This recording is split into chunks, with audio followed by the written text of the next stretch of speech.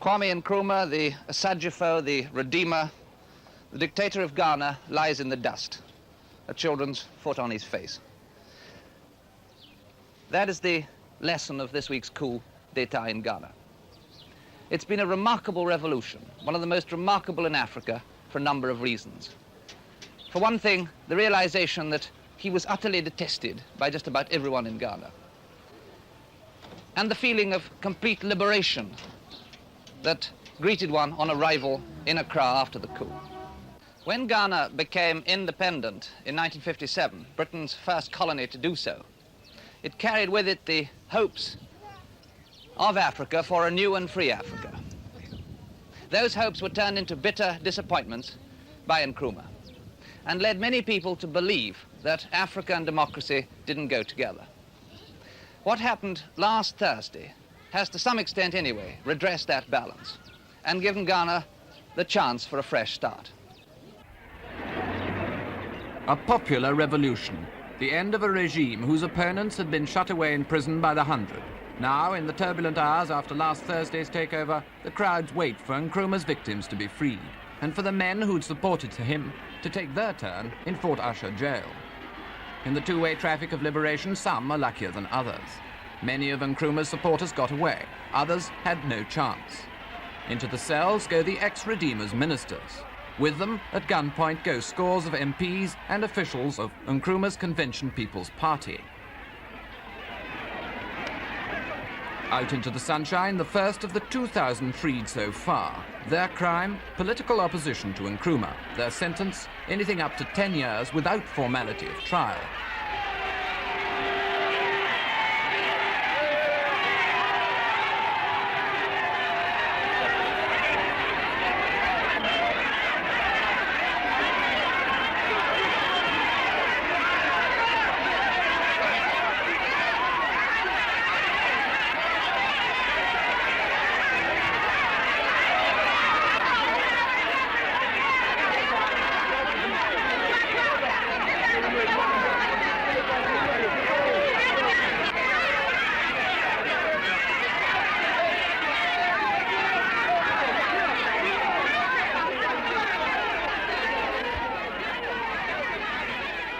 Among those released, young men eager to fight on for the new Ghana, and old men just glad to be free.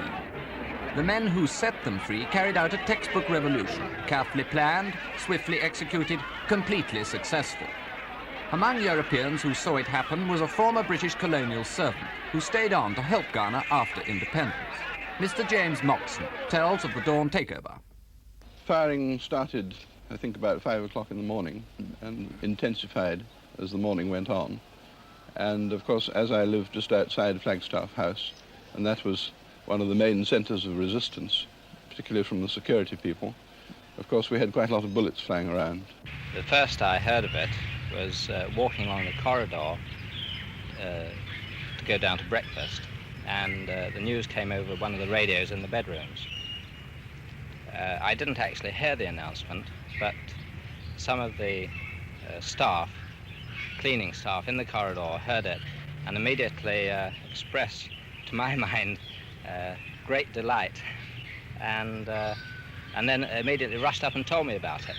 What did they say? I think they said, we're free, no more president, no more Nkrumah.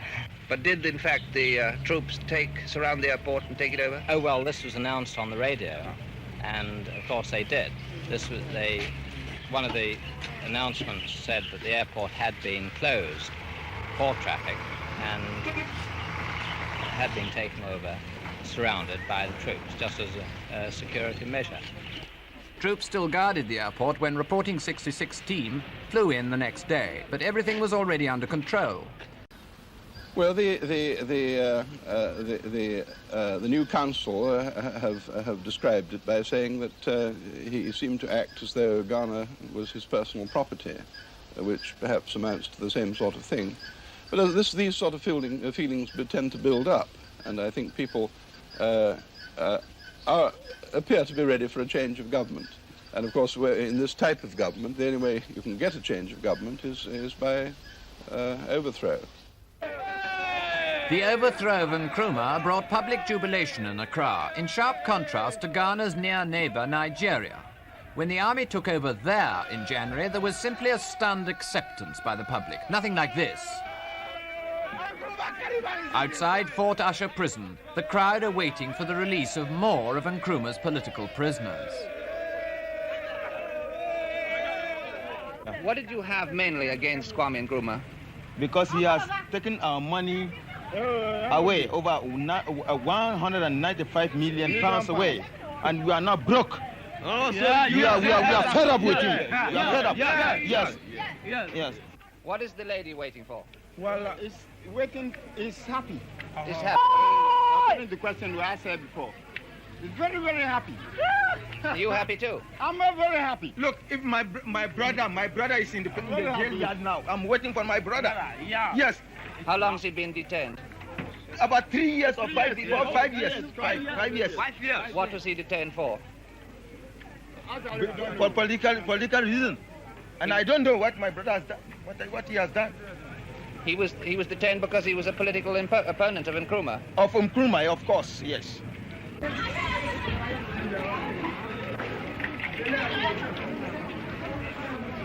Among the released men this day, Mr. Kobla Atto, former Publicity Secretary of the banned United Party. Mr. Atto, when were you arrested and for what reason? 10th November 1958. And the government declared reasons were that we were planning the forceful overthrow of the government. But the real reason was that this was the first time that you had a real opposition in Accra against the government party. And they were afraid we were going to beat them in Accra. And they thought they must do something about it. And the only way they could do it was to remove us from among the people. How many of the members of your party were put in jail? There were 42 of us. Actually, there were to be 43, but one man was not arrested at all. And one old man among us died when we were in detention. That was in 1960 he died. What sort of treatment did you have? The treatment varied. At first, we were treated fairly well. Then, in 1960, when the government decided that they have to break up our party in Ashanti, where also we have strong and widespread support, they declared that some people were engaged in gangsterism and they were criminals. And when they arrested the people, they turned out to be mostly members and officials of our party, especially chiefs and traditional men in Ashanti who were chairmen of our party in the various villages. They were treated very brutally. They were beaten up. Some of them were more than 70 years. And even there were 2 or 3 who were more than 80. They were beaten. They were often stripped naked and searched. This is on arrival in the prison? Oh, yes. On the first arrival, the reception room, they were slapped and beaten, kicked. And then from there, they were hurried along, pushed or beaten to the cells. And from time to time, the doors were opened and they were beaten, abused, and humiliated in all manner of ways. From prison conditions in Accra, 130 miles north now, to another symptom of Nkrumah's regime, a training camp for African saboteurs, a closely guarded secret up till last Sunday, when the new regime opened the gates to the world's press. Until that day, even the local police hadn't been allowed in. The students inside were never allowed out. This is a freedom fighters camp which was set up by the Kwame Nkrumah government and has been today opened to the press by the new government of Ghana. It had, before, about 6 months ago, about 11 Chinese instructors. They're not here today. It also had Ghanaian instructors and recruits from various African countries. Countries like South Africa and Rhodesia with so-called colonial governments. But it also had recruits from countries, independent African countries, neighbors of Ghana in some cases. The inference of today's visit is that the new Ghana government doesn't intend to follow the old policies of President Nkrumah, which they would consider to be interfering in one's neighbors' affairs and trying to subvert other African states. 20 trainee saboteurs were found here.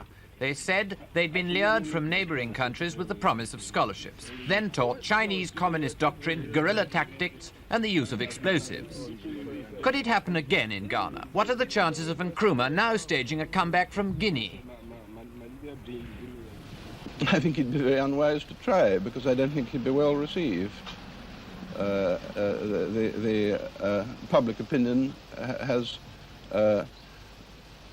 has manifested itself very quickly in the last 2 or 3 days. As being against him?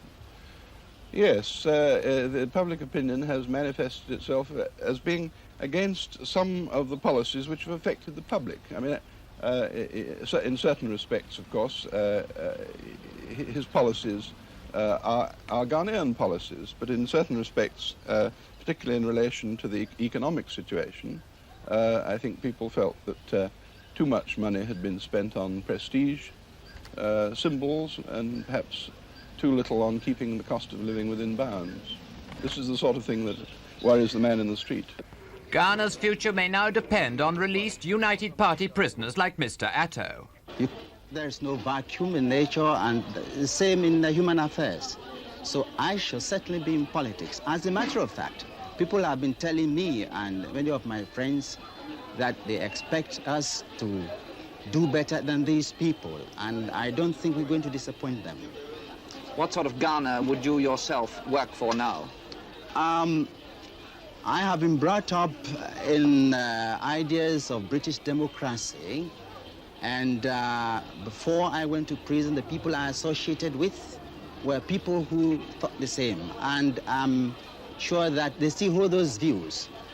If you ask me what sort of ism I believe in, I say I believe in kind of socialism like that of the British Labour Party.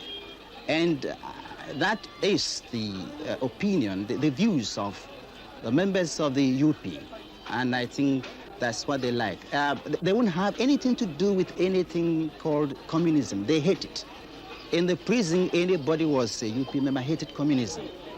And we wouldn't have it at all. General, may I ask you a question? Yes. Sandy Gall, Independent Television News, London. When approximately do you expect free elections to be held in Ghana? Oh, that is too early to answer. As you know, within the coup this week, general election can only be carried out after we've got the, as I said, we've got the Constitution.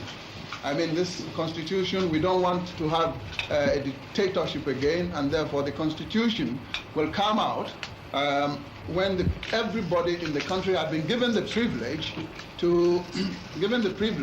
to bring about what he thinks must be embodied in the Constitution, and the Constitution has been referred to on a referendum and probably approved by the Council.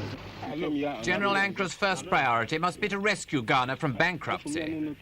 General, it's been said that this country is going to run out of money by April. What do you intend to do about that? Are you going to ask for aid from the United States? It's within the Economic Commission. Do you expect that you will ask for aid from the United States? We'll ask for aid from all countries so far. General, do you plan to reopen diplomatic relations with Britain?